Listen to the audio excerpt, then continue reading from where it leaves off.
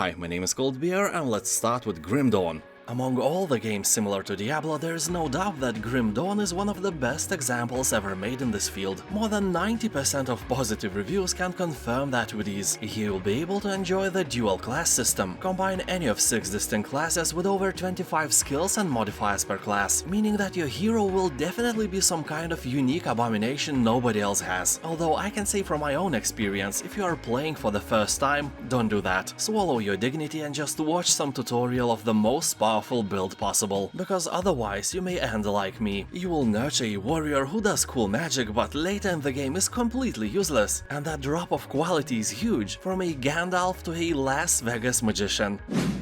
Doom Eternal.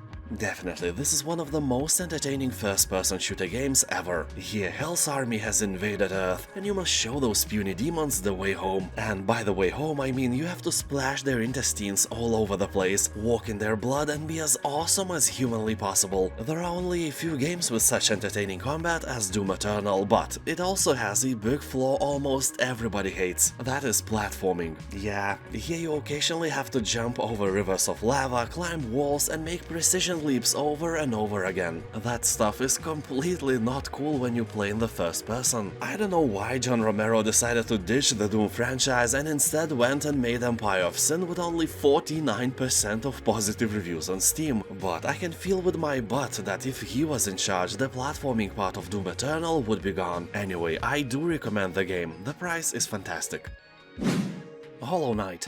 Here you'll explore twisting caverns, ancient cities and deadly wastes, encounter battle-tainted creatures, befriend bizarre bugs and solve ancient mysteries at the kingdom's heart. Game is hard and is often compared to Dark Souls. Keep that in mind before you fall in love with those lovely graphics. They are quite deadly. Although if you don't like bugs, you will get your chance to kill a few hundred of them, or be killed by them. Yeah, that is more likely. There are a lot of bug-like different creatures infesting these lands and only you can exterminate them with your gaming skills. There are also plenty of good bugs as well, so I don't know what this game tries to teach us. I guess be friends with friends and be enemies with enemies. Wisdom, yeah.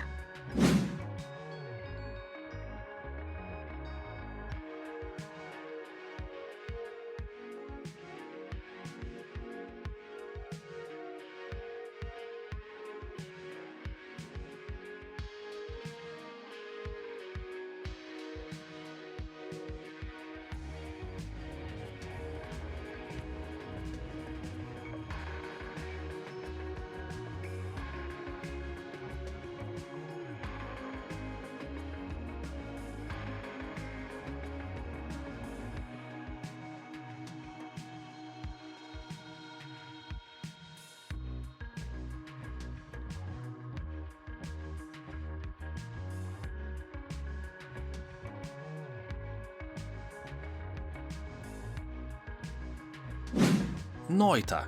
This is the game which will allow you to dive straight into adventure without sinking many hours preparing for battle. Noita is a magical action roguelite game set in a world where every pixel is physically simulated. Here you'll fight, explore, melt, burn, freeze and evaporate your way through the procedurally generated world using spells you created by yourself. So, Vitus delitus and vodcus autos optinus eros is an option at last. You will explore a variety of environments ranging from coal mines to freezing wastelands, while delving deeper in search for unknown mysteries and use your magic to crush your enemies and manipulate the world around you. The game is really fun and is a rare owner of overwhelmingly positive reviews on Steam. That alone should put this game onto your radar.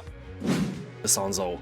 This is a World War I game based on the Italian front. Inspired by the 2-year struggle for control of the Isonzo River Valley and the Alps, the game will lead you across stunning landscapes as you choose your path to victory. Cut your way through barbed wire, flank your enemies by following mountain trails, or man a mortar to blast a way through. Shape a dynamic battlefield by laying sandbags and wire, placing ammo crates, deploying trench periscopes or sniper shields. Fight with more than 30 unique weapons, survive poisonous gas attacks and intense artillery barrages. People on Steam are saying that mostly here you will run up the hill for 20 minutes and then you die. Somehow that is still a fun experience. Game is a proud owner of a very positive review score, so no tricks here.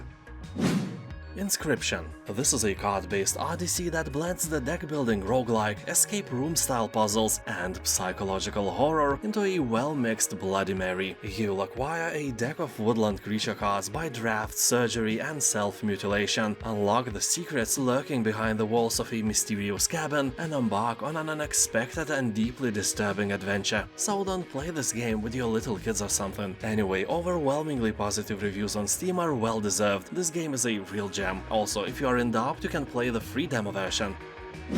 Star Wars Battlefront 2. Almost 90% of positive reviews, left by tens of thousands of players, is definitely proof that the game is done right. And I can confirm that. I played the game for several hours and I had a lot of fun. Although I had to stop playing because I got the game on my PlayStation and shooting with the gamepad was a real pain for me. I died way too often for my comfort zone, you know. Anyway, now I'm thinking of getting it on PC. The price is really nice, all I need is time. So this edition sold on Steam is called Celebration Edition, and along with the base game it includes all past and future updates and many other cosmetic things you don't really care to hear about if you never play the game. So here up to 40 players fight in massive battles, pilot huge array of vehicles, and can even participate in space combat. Also, one thing that is really uncommon for any game released by Electronic Arts is the ability to train offline. You can do that, and only with your new knowledge you can start, you know, dying in real-time multiplayer battles. Yeah dude, don't expect to be thrown into combat with noobs like you. Everyone will have more experience than you do, but you have to collect your strength and show them who's the boss.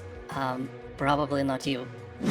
Middle-earth: Shadow of War. Here the visuals and the world captures the essence of Middle-earth absolutely perfectly. You know, in the same way like potato salad captures your taste buds, just like that. If you are a fan of Tolkien's world, this game will make you an addict. This is a real orc-killing simulator after all. The story is also nice to say the least, and combat is very satisfying. You will feel as a bit overpowered combat god, but that won't affect the gameplay itself. You will always get some really hard adversaries to test the strength of your mental balls. Don't be shy. Have them big and hairy so your enemies would die from fear alone. Frostpunk. This is a society survival game. You are a ruler of the last city on Earth. It is your duty to manage both its citizens and infrastructure. And here optimization and resource management often clash with empathy and thoughtful decision making. If your population is huge, they need more food, so it's nice if some of the people die out doing some harsh labor. Then you get more food for the rest of them, but that will put you in a hard position as a leader. Well, you can go full retard and become a dictator, but then people will rise against you. But then you can just beat them and make them obey. Send their children to work in mines and in general let a few people die to save the rest, even against their own will, but you know, for the greater good. Dragon Age Inquisition. While we wait for the next part of Dragon Age to be released, let's take a look what the last game in the series had to offer. Let's start with the fact that it wasn't completely oriented to the fans of the Dragon Age franchise and tried to be appealing to a wider audience. That they definitely achieved. Me and my wife, we played the game and we liked it. It was our first experience in the world of Dragon Age and we had tons of fun. My wife even completed it twice. The game was designed to be played using a pause function, but I can't remember ever doing that. I played it in real time all the time and I had fun. Maybe on some boss I pre-planned some moves, but that was about it. It is definitely not a game for a hardcore Dungeons & Dragons fan, more like a nice fantasy title for the masses. It is beautiful, has a nice story and you can own a castle. In my opinion, 8 cold beers out of 10. Just be careful, with it you must install EA Launcher. That is never cool.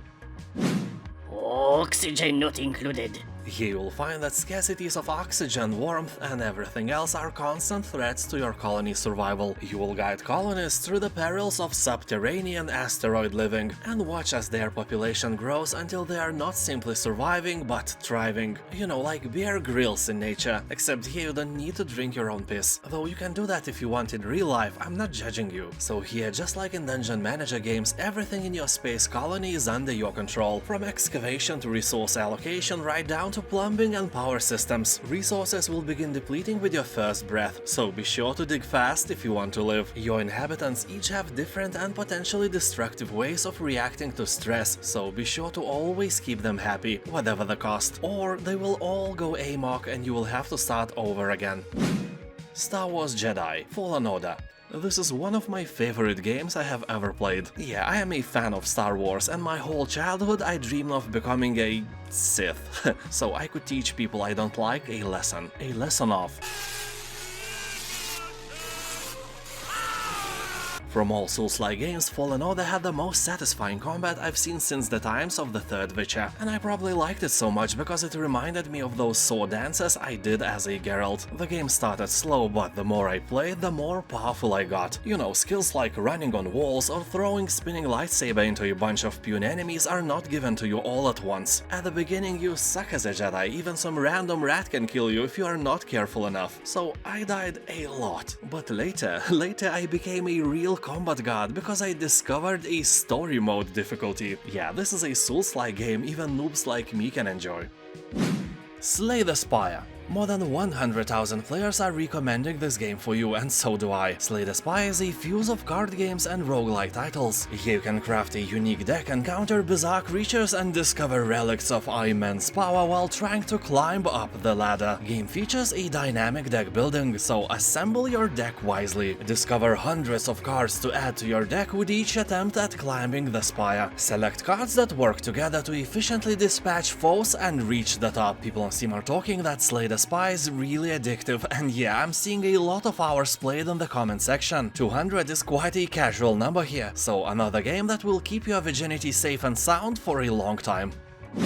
Watch Dogs 2. Funny thing is that a fair amount of gamers who are not familiar with the franchise are thinking that Watch Dogs 2 is a multiplayer game. It is not. Watch Dogs 2 is a single-player only game and is made entirely for your pleasure. You will play as a brilliant young hacker living in the San Francisco Bay Area. You will team up with a notorious group of hackers to execute the biggest hack in history. Take down an invasive operating system being used by criminal masterminds to monitor and manipulate citizens on a massive scale. So you are a good guy after all. Not like baddies who hack potato salad recipes and add pineapple to them. A pinch of salt, 1 spoon of mayonnaise, 2 chopped potatoes, 7 unpeeled pineapples. That is horrible. Anyway, here you can explore the dynamic open world full of possibilities. Hack into every connected device and take control of the city infrastructure. You will develop different skills to suit your playstyle and also upgrade your hacker tools, RC cars, quadcopter drone, 3D printed weapons and much more. People on Steam are saying that here you can actually watch dogs. Also, people are recommending to buy a bit more expensive gold edition instead of a base game to get all the goodies and DLCs. Scarlet Nexus. So here in the far distant anime future, a psionic hormone was discovered in the human brain, granting people extra sensory powers, and that changed the world as we knew it. As humanity entered this new era, deranged mutants known as Others began to descend from the sky with a hunger for human brains. Highly resistant to conventional attack methods, extreme measures needed to be taken to battle the overwhelming threat and preserve humanity. Those with acute extrasensory abilities known as psionics were our only chance to fight the danger from above. So I guess it is you and your anime heroes named Yuito and Kasani. You will have to complete both of their anime stories to unlock all the anime mysteries of a brainpunk future caught between technology and psychic abilities. Reviews are very positive, although people are saying that the game is quite generic and may not inspire you in any way. Rain World.